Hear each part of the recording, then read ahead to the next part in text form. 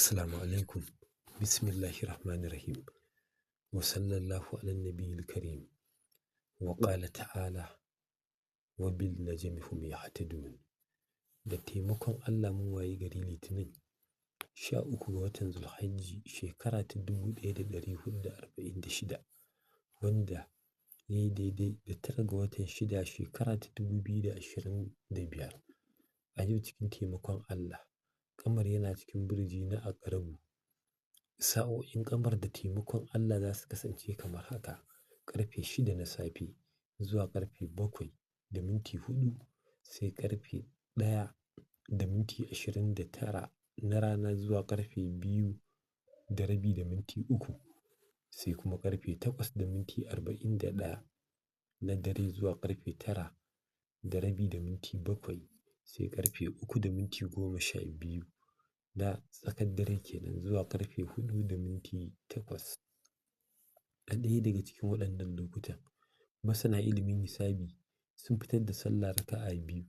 Bayan Fatiha za a karanta wallahu khalaqakum wa ma ta'malun a madadin sura.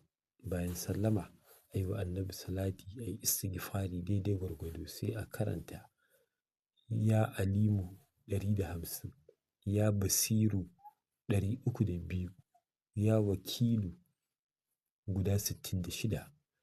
Da taimakon Allah za ka samu dacewa a cikin duka al'amarin da ka saka a gaba, kuma Allah zai tsare maka duka fitina. Sa'o'in Shamsu da taimakon Allah za su kasance kamar haka: ƙarfe 10:17 na safe zuwa ƙarfe 11:21, sai ƙarfe 5:45 na yamma zuwa ƙarfe 6:49, sai kuma ƙarfe 12:25 na dare zuwa ƙarfe 1:21 cikin taimakon Allah.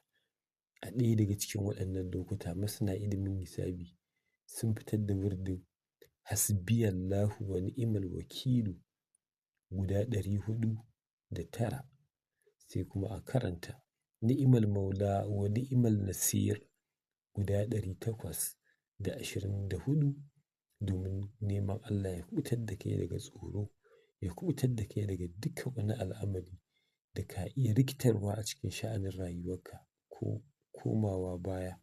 Duka dai Allah zai amintar da kai, zai tsare ka, kuma al'amuranka za su zama sun samu ɗaukaka a wajen kasuwancinka da wajen aikinka da duka abin da kake neman yardar Allah. Muna roƙon Allah ya sanya abin da muka yi daidai hadiyya ga shugaba. Abin da muka yi kuskure muna neman taimakon Allah.